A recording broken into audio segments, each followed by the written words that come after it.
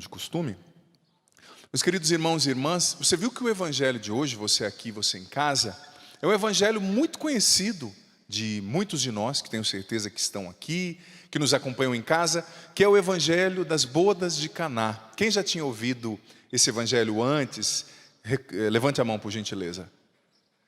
Que bom, é um evangelho muito conhecido, e você sabe que no evangelho de João, existem 7 principais sinais, que do grego semeion, né? Que demonstram ali a divindade de Jesus, que Jesus era Deus. E desses 7 sinais, o primeiro é esse, que foi realizado numa festa de casamento. Festa de casamento é um lugar de alegria, né? O vinho na Bíblia é o símbolo da alegria. Isso mostra para nós que Deus gosta de alegria. O nosso Deus é um Deus alegre. Onde Deus está, está a alegria. E sobretudo para nós que estamos concluindo esse acampamento Revolução Jesus, falando sobre a metamorfose, né? O cristão precisa se metamorfosear, né? Cada vez mais se transformar para se tornar semelhante ao Cristo. Você, jovem Revolução Jesus, saiba disso. Um sinal autêntico do seu cristianismo, da sua fé, é a sua alegria. E alegria não quer dizer euforia, né? Agitação, barulho, não. Alegria é aquilo que vem de dentro, a certeza da presença de Deus. É o júbilo, é o celebrar a vida. Deus, em Cristo encarnado, quis fazer o seu primeiro sinal em uma festa. Justamente multiplicando, transformando a água no elemento que na Bíblia simboliza a alegria, o júbilo. Você sabe que naquela época as festas demoravam 7 dias, 7 noites. As pessoas viajavam semanas para chegarem até o local da festa. Então ficar sem o vinho significava que a festa, além do vexame que o casal ia dar, né, eles ficariam destituídos da alegria. Deus justamente quis fazer o seu primeiro sinal num casamento, dizendo: olha, onde eu estou, a alegria está. Mas a alegria verdadeira, a alegria que vem de dentro, a alegria que não é falsa, que não é mentira, que não é ilusão, como a alegria falsa que é pregada por aí, que muitas vezes nós vemos nos filmes, nas séries. Parece que o ser humano não tem cérebro, só tem órgão sexual, pelo que a gente vê nos filmes e nas séries por aí, né? Parece que a alegria só está na área sexual. Pergunta para quem tem mais de 20 anos de casado, que você vai ver se a vida é só isso, né? É que nem um amigo meu que brincava, falava: padre, eu e minha esposa, todo dia 10, né? 10 vezes, né? Tipo assim, né? Intimidade. Ela olhou para mim e falou: padre, só se for o dia 10 de cada mês, e olha lá. Aí ele ficou murchinho, né? Falei: padre, falando de futebol, né? Vamos falar do Corinthians? Eu falei: né? Vai mexendo. Não é só isso, né? A vida, mas se você vê as séries por aí, você vê os filmes, parece que a única fonte de alegria é sexo, é bebida, é droga, é prazer momentâneo. O ser humano está se imbecilizando cada vez mais. Uma noção errada de alegria, uma noção animal de alegria. Por isso que Aristóteles dizia, e depois Santo Tomás de Aquino também usou a frase de Aristóteles para desenvolver isso, que o que desanimaliza o ser humano é a prática da virtude. Sem virtude, o ser humano é um animal. Mas parece que a noção de alegria é uma noção animal, que se prega, que se vive, que se crê na nossa sociedade hoje em dia. É só aquilo que satisfaz um instinto imediato. É só aquilo que me dá prazer no momento. Nem que se para isso eu destrua a minha família, nem que se para isso eu destrua o meu casamento, nem que se para isso eu destrua a minha saúde, na droga, no vício. Mas é uma alegria falsa, que não preenche a alma. Você vê a música hoje em dia, parece que o nosso processo, me perdoe a sinceridade, de imbecilização começa a partir da arte. Você analisa uma música feita há 50 anos atrás, ou uma peça composta no século passado, e analisa as músicas de hoje. Parece que harmonia e melodia não existe, é só ritmo, é só batida, com letra cada vez mais esdrúxula, né? Uma coisa que não enche, não faz você pensar, só te leva para beber, para trair, para churrasco. A vida é só isso, mas não é só isso. Existe uma outra alegria que as pessoas não descobriram. E é uma alegria que nasce dentro, que vem de dentro para fora, e que só Deus pode nos dar. Sem Deus, filho, filha, sem uma vida centrada em Deus, não existe alegria verdadeira. Não existe, é ilusão. Você luta tanto para ter uma coisa, e a hora que você tem aquilo não te preenche. Você quer outra coisa, e você quer outra coisa, e aquela insatisfação eterna, sabe? E por que o padre já começa pregando sobre a alegria? Porque infelizmente, nós que fomos acostumados a ver o mundo enfrentando metamorfoses, enfrentando revoluções com a força dos jovens. Quem não se lembra daquela imagem daquele jovem na frente daquele tanque de guerra na China, que tocou a nossa geração? Os jovens que enfrentaram os regimes totalitários, os jovens que enfrentaram tantas coisas, que mudaram nações, que foram pivôs de revoluções, algumas boas, algumas ruins, óbvio. Mas nós estamos diante de uma geração de jovens tristes. Eu tenho um programa todas as terças à noite pela TV Canção Nova para ser feliz, e uma das coisas que eu mais recebo é mensagem de jovens com depressão. Crianças com 14 anos que não dormem há um mês quase direito, com insônia.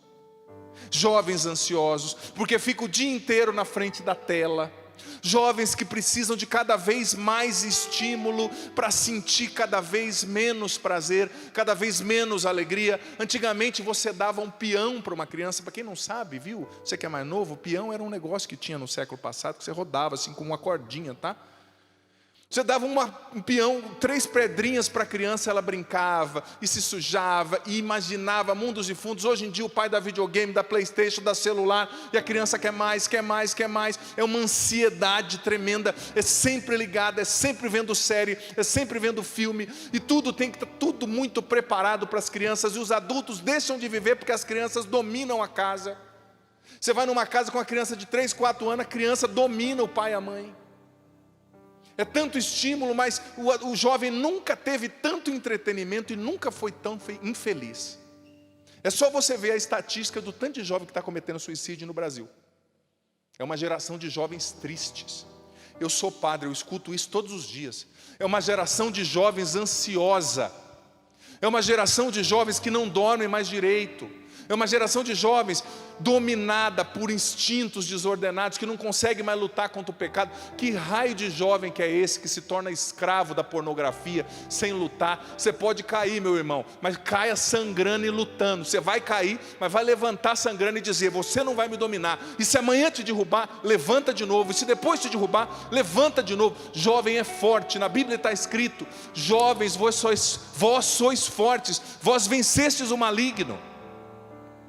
Mas parece que os jovens estão se conformando. É assim mesmo, padre.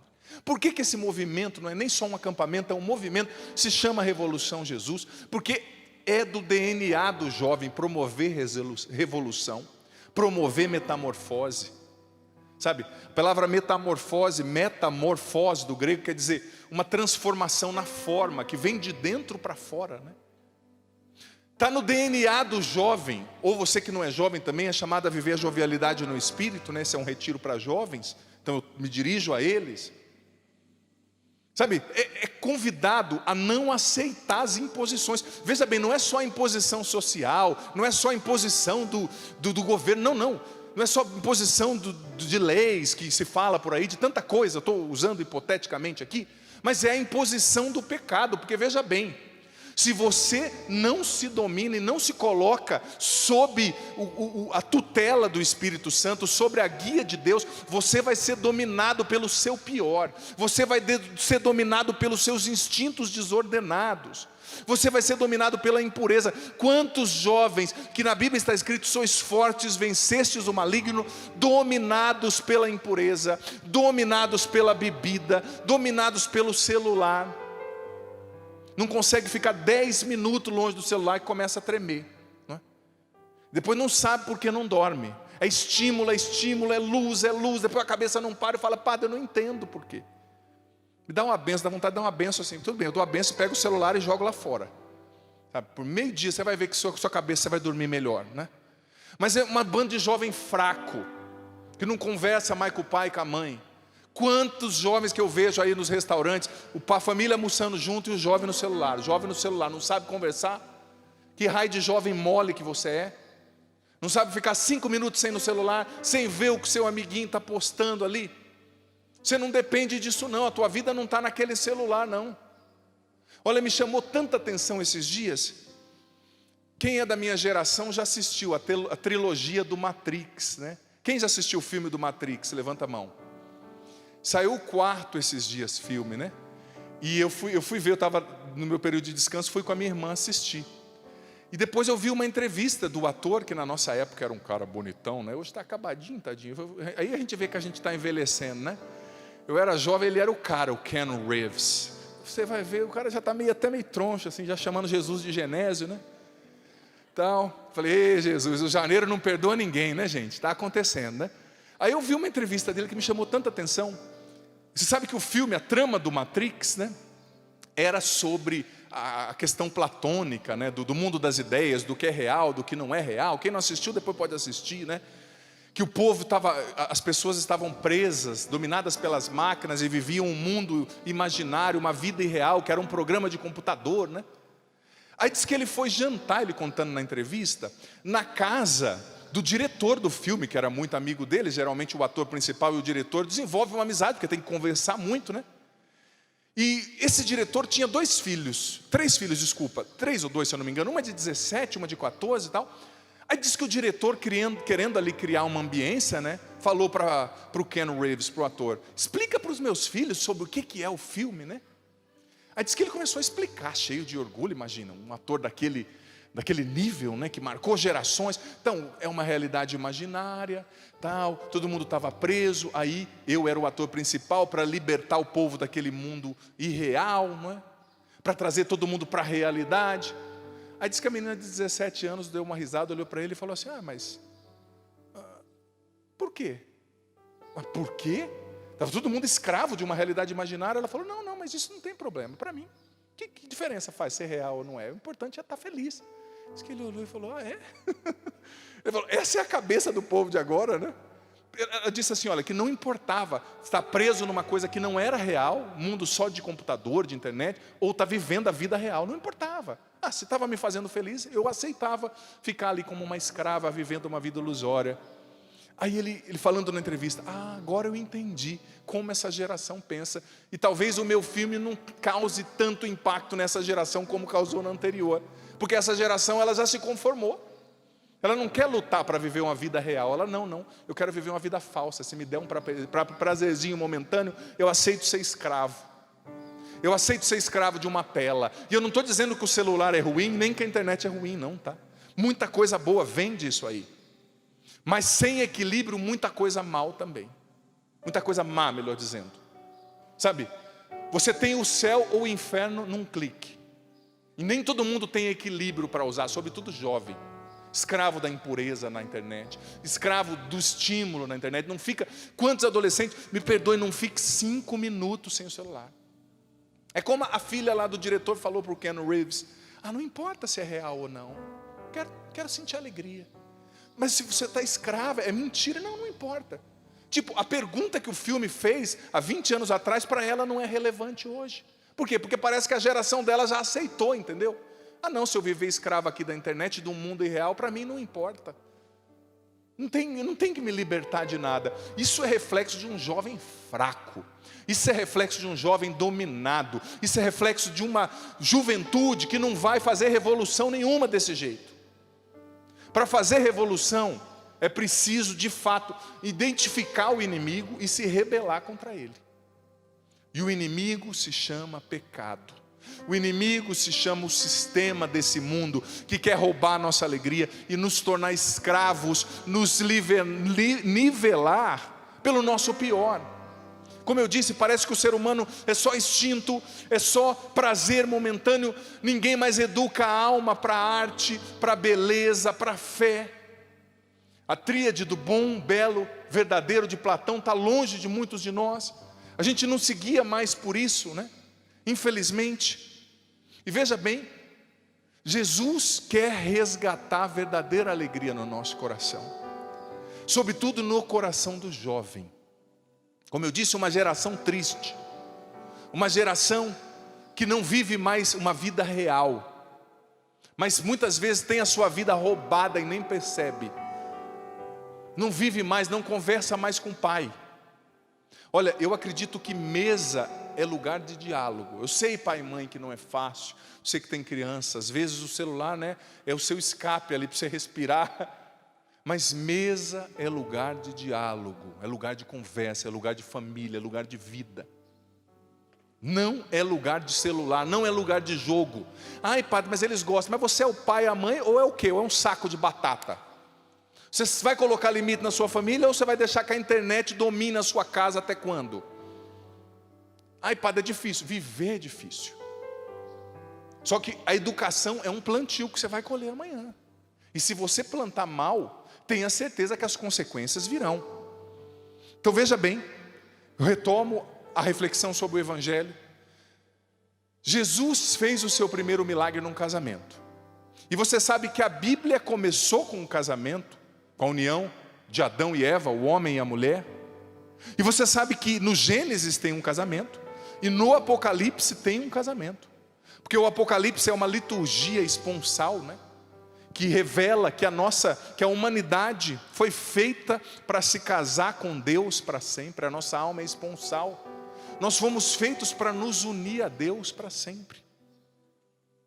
Esse casamento não representa somente a união do amor humano, que é linda, mas representa também o nosso chamado.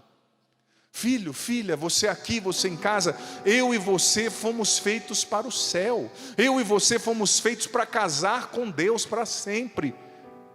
O casamento expresso no Apocalipse prefigura o casamento da igreja com Cristo, a noiva que diz: vem, Maranatá, vem Senhor Jesus. E nós somos membros dessa igreja, somos parte desse corpo de Cristo, que é a noiva, que é a igreja. Nós somos chamados a começar a viver já aqui, gente, já aqui nessa terra, essa comunhão de amor com Jesus.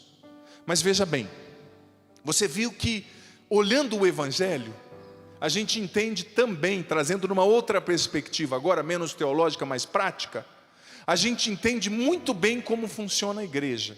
Você sabe que eu gosto de pensar, quando eu leio o Evangelho assim, de maneira lúdica, no papel de cada um dentro da trama ali que o Evangelho apresenta. Você percebeu que João apresenta como uma das figuras principais a Virgem Maria. A Virgem Maria, com a sua intuição feminina, com a sua sensibilidade, percebeu o que estava faltando. É ou não é verdade que as mães têm o dom até de adivinhar quando vai chover, né? Às vezes não tem nem nuvem, a mãe fala: leva a blusa, né? O menino não leva e depois chove na testa, parece que para pagar, né? A desobediência, né? A mulher percebe, a mãe percebe, ela tem uma intuição, né? Um dom feminino. E Maria, com a sua sensibilidade, com a sua intuição, percebeu o que estava faltando. Falou para quem podia resolver, que era Jesus. Mas depois, olha que interessante, presta atenção nisso. Jesus teve que contar com aqueles serviçais, aqueles serventes. Maria disse: olha, façam tudo o que ele vos falar. É bonito ver o organismo por trás, o mecanismo por trás do milagre, né?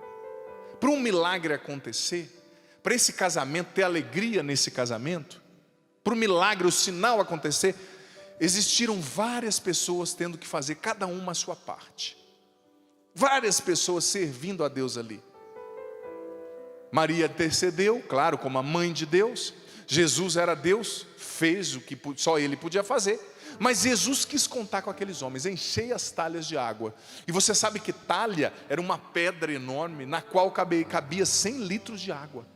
Imagina você carregando um negócio desse. Você que tem dor na coluna, já sentiu dor aí, né? Como diziam os antigos, dor no espinhaço, né? Só de pensar. Mas aqueles homens foram importantes. Eles encheram as talhas de água, eles levaram a talha com água até Jesus. Depois o mestre-sala teve o seu papel de provar e entregar para os noivos a água tornada vinho. Existe uma dinâmica por trás do milagre. E na segunda leitura a gente vê também São Paulo falando isso: um só é o Espírito, que manifesta os seus dons, os seus carismas em todos, aliás, em cada um, para a edificação de todos.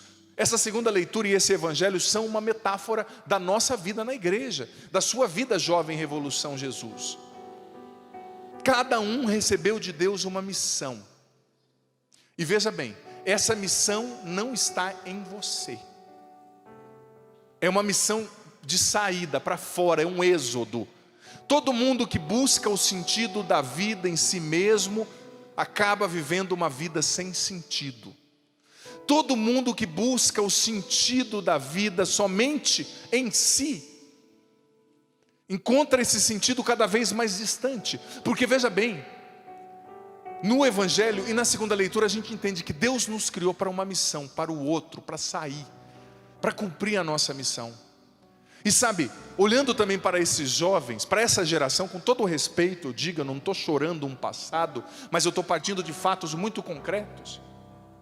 A gente percebe o seguinte também, que parece que cada vez mais as pessoas estão querendo menos ser incomodadas, menos se disporem para uma missão, para um ideal nobre. Você já ouviu falar, por exemplo, no movimento dos desigrejados?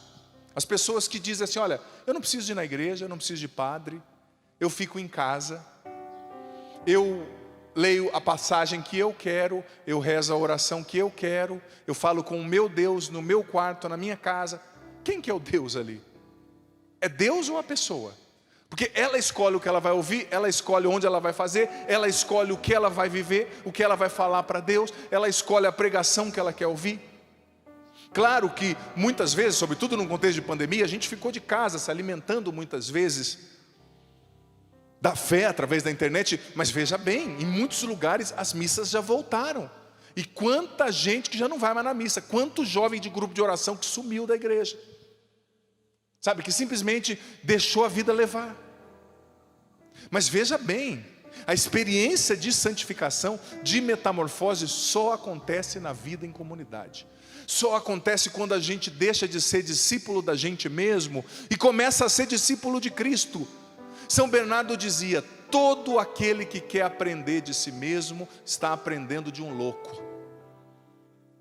Todo aquele que se torna discípulo de si mesmo, dizia São Bernardo, torna-se discípulo de um louco. Mas veja bem, a gente vai, essa geração, a marca dessa geração, com todo o respeito, parece que é essa coisa cada vez mais tranquila, mais calma. Não, eu fico em casa. Se possível, padre, manda a hóstia para mim lá por delivery, né? Vai chegar, Deus nos defenda. Perdoe até a metáfora, mas daqui uns dias é assim, padre, manda lá o evangelho para mim por WhatsApp, transcrito, já digitado e áudio também, né? Tal, e manda por delivery lá a comunhão, manda por delivery as execas. Não. Igreja, santificação se dá na saída. Metamorfose se dá quando eu venço a preguiça e vou ao encontro do Cristo, e vou ao encontro do outro. Cristo fundou uma igreja, está lá em Mateus 16, Ele fundou uma igreja. A palavra igreja do hebraico kahar, do grego eclesia, significava o quê? Um agrupamento de pessoas, uma comunidade. Cristo quis uma comunidade, mas quantos jovens, quantas pessoas vivendo essa coisa do desigrejado? Não, eu não preciso de igreja. Pastor nenhum é bom para mim, padre nenhum é bom para mim, eu fico em casa, rezando do jeito que eu quero, vivendo o meu Deus, as minhas coisas. Quantas pessoas não vão na igreja porque se acha bom demais, perfeito demais? Esse padre não é digno de mim, esse pastor não é digno de falar comigo, porque eu sou muito bom, sabe? Eu sou maravilhoso, eu sou o máximo. Será que é mesmo? Será que você e eu não precisamos da igreja? Mas Cristo quis a igreja. E veja bem, na igreja existe toda uma dinâmica. Quando você sai para participar de um grupo, o jovem Revolução Jesus precisa participar de comunidade, senão não tem metamorfose, senão não tem santificação, não tem cristificação, sabe? Precisa conviver com outros jovens. Por quê? Porque como dizia Santa Teresinha do Menino Jesus, a gente só se santifica quando a gente aprende a suportar com doçura as fraquezas do irmão. Mas como é que você vai suportar com doçura se você só fica no celular? Você não convive, você não constrói vida comunitária. A vida comunitária é desafiante, conviver com pessoas, em casa, na família, no trabalho, é desafiante. Pessoas que são diferentes da gente, pessoas às vezes turronas, Mas é aí que a gente se santifica. Porque às vezes, quando você está no seu quarto, você vai estar sempre vivendo a religião do seu jeito. Tem gente que interpreta mal aquela passagem que diz: vai para o teu quarto e ora ao teu pai em segredo. Porque quando Jesus falou aquilo, ele estava falando, acusando, atacando a exterioridade dos fariseus que rezavam com as mãos abertas no meio da praça, para que todo mundo olhasse e falasse: nossa, como eles são piedosos, como eles rezam. É isso que Jesus estava atacando. Jesus não estava atacando a experiência de igreja, não. Porque quando você fica na sua casa, você não expande. Sem sofrimento, sem dor, a dor da convivência, a gente não se expande, a gente fica sempre na zona de conforto. Mas você vai lá para a igreja, aí você tem que conviver com uma pessoa que é totalmente o oposto de você. Totalmente o oposto. Talvez você é uma pessoa devagar, quase parando, você vai conviver com um outro que vive a 330 por hora. Ou talvez você é uma pessoa que vive a 330 por hora e vai conviver lá na igreja, no grupo Jovem Revolução Jesus, com aquele outro que para morrer de repente demora 1 mês e meio. Tem pessoa que o jeito que ela olha para você assim, a pessoa olha assim, ó.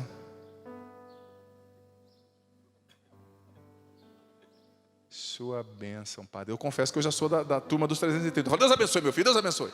Vai. Mas daí Deus já me fala: Adriano, Padre Adriano, calma, é a minha bênção para você. Certeza, Senhor? É. Aí eu sento, pode falar. Meu coração está assim, Eu já sei o que ela vai falar a hora que ela senta, mas ela dá uma volta. Sabe o que é, Padre? Quando eu tinha 5 anos, mas o que tem a ver quando você tinha 5 anos com o que você está vivendo hoje, minha filha? Fala. Mas é uma dinâmica, né? Deus está ali me moldando, pegando o touro bravo e falando: vem aqui, infeliz, vem aqui. Na comunidade, na convivência, na sua casa, talvez você que é casado, né? A senhora lá na sua casa limpa tudo, deixa os meninos bonitos, tira a ramela do nariz desse menino. Aí o seu marido, para ele reagir, nossa, meu Deus do céu. Depois de você ter levado o lixo lá para fora, deu umas 6 horas, o seu marido falou: amor, tem que levar o lixo para fora. O lixeiro já veio, já levou. Tá voltando amanhã. Ai, não percebi. Tem gente que é assim: nossa, para mim, eu digo para você, é difícil. Né? Difícil mesmo. Mas é a dinâmica de Deus, você vai convivendo com uma pessoa diferente. Porque ai de nós se todo mundo fosse igual a gente. Ai de nós. Se você convivesse com pessoas assim. Porque tem pessoas que é uma sinergia, né? Você nem falou, parece que a pessoa já entendeu, né? E você se sente bem, a autoestima vai lá nas nuvens. Ai, ele me entende. Ai, ele fala o que eu quero ouvir. Mas não é esse que te faz crescer, não, tá? Não é esse que te santifica, não. Sem a dor da convivência com o diferente, o ser humano não se expande. Ele fica sempre do mesmo tamanho.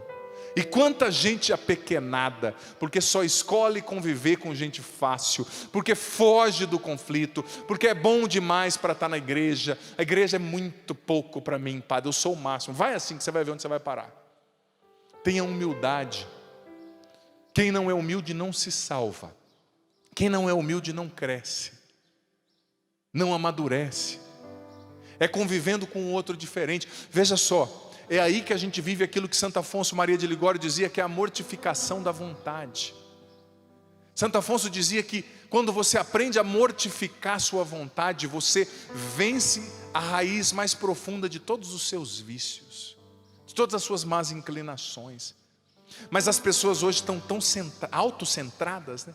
A pessoa acha que ela é tão importante, o que ela sente é tão importante, o que ela pensa é tão importante. Dá vontade de dar uma bênção assim com a mão fechada na testa, tem hora, né? Fala assim: acorda, meu filho, você não é a última bolacha do pacote não, né?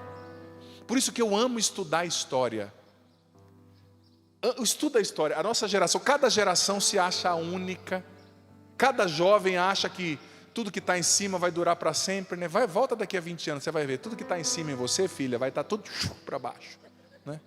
Apontando para o solo, né? Cada geração se acha a última bolacha do pacote. Olha para trás, todas as outras gerações morreram, a nossa vai morrer.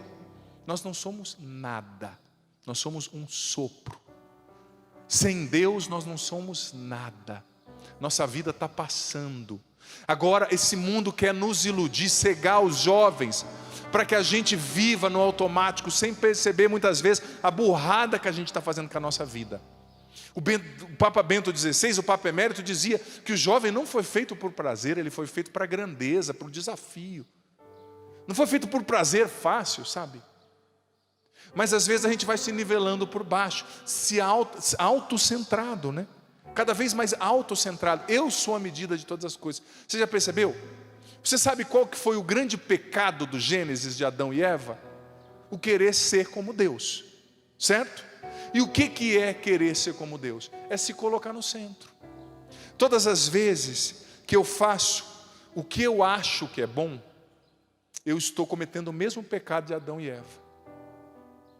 Que Adão e Eva, eles seguiram os critérios deles, eles julgaram o que era certo, o que era errado, sabe? E eles abriram mão da verdade de Deus para fazer o que eles achavam que era certo, o que eles achavam que era certo. Quando você se faz a medida de tudo, você está pecando, ou seja, você está errando o alvo. A palavra pecado, hamartia, quer dizer errar o alvo. Quando você faz só o que você acha que é bom, você está cometendo o mesmo pecado de Adão e Eva, de querer ser como Deus. Querer ser como Deus, um outro Deus. Eu faço o que eu acho. Nem sempre o que você e eu achamos é o melhor. O bom para Deus não é o bom muitas vezes para nós. O bom para Deus não é o bom para a sociedade muitas vezes. Porque para a sociedade o que é ser uma pessoa boa? É ter muito dinheiro, é ter muito sucesso. Você vê que as pessoas que têm dinheiro e têm sucesso são celebradas, são aplaudidas. Mas muitas vezes o cara conseguiu aquele dinheiro roubando, passando o outro para trás, roubando dinheiro de merenda, como a gente vê muito político por aí de criança. Só que é celebrado. Não. O bom para Deus não é ter sucesso e ter dinheiro. O bom para Deus é o humilde, é o que serve quando ninguém está vendo, é o que honra os compromissos, é o que honra o matrimônio, é o que honra a vocação. Aí entra a necessidade da metamorfose. Ou seja, eu preciso absorver o pensamento de Deus. Toda vez que eu faço o que eu acho, eu me afasto de Deus e me torno o meu pseudo-Deus. É preciso viver essa metamorfose, essa transformação, absorvendo a mente de Deus, aprendendo a pensar como Deus. Muitas vezes para pensar como Deus, veja bem, sobretudo você jovem, você vai ser ridicularizado. Mas você não tem que ser aceito pela sua turma, você tem que ser santo. E muitas vezes para ser santo você não vai ser aceito por um monte de gente. Mas é muito melhor não ser aceito por esses hipócritas do que não ser aceito por Deus. Então escolha ser aceito por Deus, escolha ser santo, escolha se vestir do jeito de Deus, escolha falar do jeito de Deus, escolha se divertir do jeito de Deus, escolha pensar do jeito de Deus. Sabe? Você que é jovem tem que ter uma diversão do jeito de Deus. Você não vai se divertir igual todo mundo está se divertindo. Você não vai usar a roupa que todo mundo está usando. Tenha coragem de ser diferente. Tenha coragem de fazer essa revolução. Tenha coragem de pensar com a sua cabeça, não com o seu órgão genital. Tenha coragem de ser conduzido pelo Espírito Santo, não pelo seu celular. E veja bem, você sabe muito bem, isso não é novidade, que tem uma equipe de psicólogos estudando a cabeça do jovem, desenvolvendo esses aplicativos para trabalhar justamente na sua carência, para tornar você dependente, porque eles ganham dinheiro pelo tempo que você fica naquele aparelho lá, naquele aplicativo lá no seu celular. É assim que eles ganham dinheiro. Então estão estudando você, aí te dão uma ilusão de que você está sendo visto, te dão a ilusão de que você está sendo amado. Não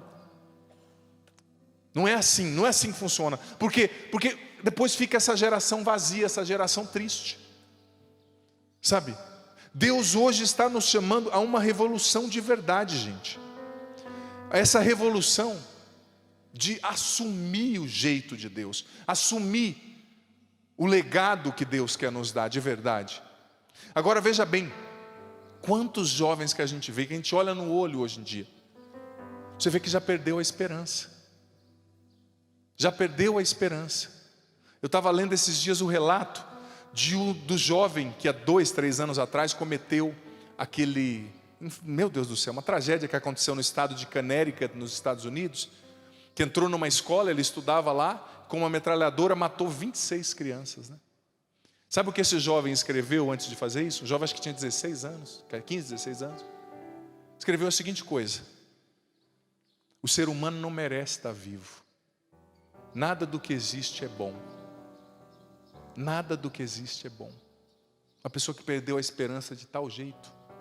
Você sabe que essas palavras são as mesmas que estão escritas naquele livro famoso do Goethe, o escritor alemão, o livro chamado o Henrique Fausto, né? A tragédia do Fausto, quando aquele demônio apareceu ali para tentar o Goethe, que era o Mefistófeles, se eu não me engano o nome do demônio. O demônio dizia para ele a mesma coisa: nada do que existe é bom, tudo precisa ser destruído. É assim que muita gente está pensando, sem esperança.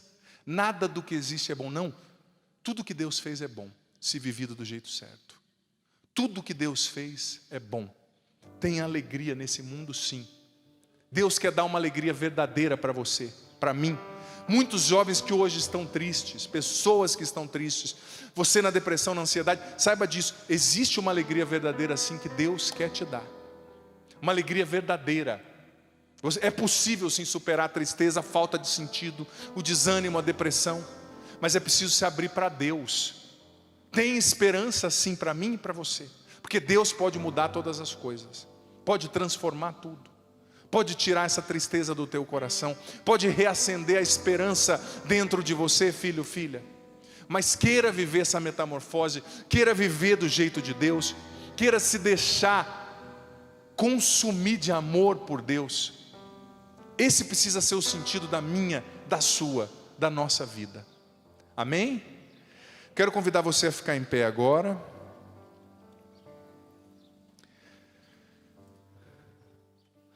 Eu comecei com isso e vou rezar agora um pouquinho com essa inspiração. Eu sinto que Deus quer devolver a alegria a muitos de nós aqui em casa. Mas essa alegria vem dessa certeza que nós temos uma alma esponsal. Nós fomos feitos para o céu. O casamento de hoje, no qual Jesus fez o milagre da transformação da água em vinho, o casamento do Gênesis, o casamento do Apocalipse, isso tudo é uma prefiguração de que a nossa alma foi feita para Deus. Só Ele pode nos preencher, nos plenificar, nos dar alegria verdadeira. Levanta os teus braços agora, filho, filha. Você aqui, você em casa. O Senhor é o esposo da tua alma, esse esposo santo, esse esposo belo. E repita depois do Padre: Senhor, eu me abro ao teu amor. Senhor, eu me abro ao teu amor. Senhor, eu me abro à tua alegria. Senhor, eu me abro à tua alegria. E eu renuncio nesse momento. E eu renuncio nesse momento. Em teu nome, Jesus. Em teu nome, Jesus. A toda tristeza, A toda tristeza, desânimo, desânimo, melancolia, melancolia, mau pensamento, mau pensamento, depressão, depressão, ansiedade, ansiedade, medo, medo, desesperança. desesperança. Eu não aceito mais isso na minha Eu vida. não aceito mais isso na minha vida. E eu quero, Jesus, Eu quero, Jesus, te assumir como esposo da minha alma, Te assumir como esposo da minha alma, esposo do meu coração. esposo do meu coração. Eu me abro ao vinho da alegria, eu me abro ao vinho da alegria, ao vinho novo do teu Espírito. ao vinho novo do teu Espírito. Eu quero viver já aqui, Senhor, Eu quero viver já aqui, Senhor, essa comunhão profunda contigo, essa comunhão profunda contigo, essa intimidade profunda contigo. essa intimidade profunda contigo. Eu não fui feito, Senhor, Eu não fui feito, Senhor, para um prazer sem propósito, para o prazer sem propósito, para uma vida sem sentido. para uma vida sem sentido. Eu não fui feito, Senhor, Eu não fui feito, Senhor, para ser escravo da tecnologia, para ser escravo da tecnologia, dos vícios, dos vícios, da impureza. da impureza. Não, Não. eu fui feito para ser santo. Eu fui feito para ser santo. Eu fui feito para morar no teu coração. Eu fui feito para morar no teu coração. Redesenha, Senhor, redesenhos. o rosto de Cristo na minha O alma, rosto de Cristo na minha alma, que foi apagado pelo pecado, que foi apagado Pelo pecado, pelas más escolhas da vida. pelas as más escolhas da vida. Derrama sobre mim agora, Senhor, Derrama sobre mim agora, Senhor, o Teu Espírito Santo, Teu Espírito Santo, enchendo o meu coração, enchendo o meu coração, me dando a alegria do céu, me dando a alegria do céu, a alegria das núpcias eternas. a alegria das núpcias eternas. Vem Espírito de Deus sobre mim, Vem Espírito de Deus sobre mim. vem transformar minha mente, Vem transformar a minha mente. vem transformar os meus Vem valores. transformar os meus valores. Vem Espírito Santo, Vem Espírito Santo, fazer essa metamorfose em mim. fazer essa metamorfose em mim. Vem me transformar. Vem me transformar. Eu não quero mais viver na ilusão. Eu não quero mais viver na ilusão. Eu não quero mais viver na euforia, Eu não quero mais viver na euforia, no comodismo, no comodismo, na preguiça. na preguiça. Vem Espírito de Deus, Vem Espírito de Deus. vem me cristificar, Vem me cristificar. vem me configurar, Jesus. Vem me configurar, Jesus. Vem desenhar o rosto de Jesus, Vem desenhar o rosto de o Jesus, caráter de o Jesus, caráter de Jesus, a mente de a Jesus mente de Jesus na minha alma. na minha alma. Enche-me, Espírito Santo. Enche-me, Espírito Transforma-me, Espírito Santo. Santo. Transforma-me, Espírito Faz de mim Santo. um agente de revolução. Faz de mim um agente de A revolução. revolução do amor. A revolução do amor. A revolução da conversão.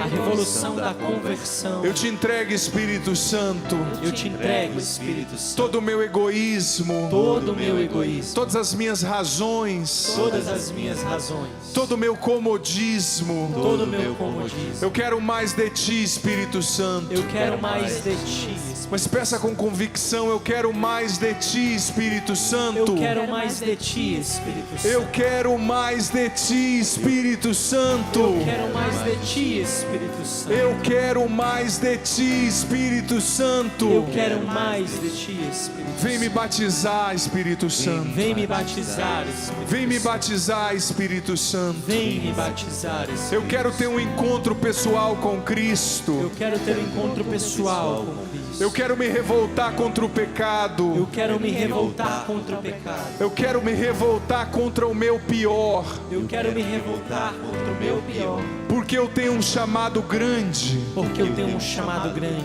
Eu tenho um chamado à santidade. Eu tenho um chamado à santidade. E eu não aceito E eu não aceito nada menos que a santidade. nada menos que a santidade. Eu quero ser santo. Eu quero ser santo. Eu quero ser um outro Cristo nesse mundo. Eu quero ser um outro Cristo neste mundo. Vem, Espírito de Deus. Vem, Espírito de E Deus. levanta bem os teus braços antes de nós cantarmos juntos com os meninos. Solta a tua voz agora no Espírito. Clama o Espírito Santo. Solta a tua voz, filho, filha, sem medo. Você aqui, você em casa, solta a tua voz. Se você nunca rezou assim, não tenha medo, não tenha medo. Essa é a oração na qual o próprio Espírito Santo reza em nós. Solta a tua voz e deixa o Espírito Santo ir rezando em você. É o Espírito Santo rezando.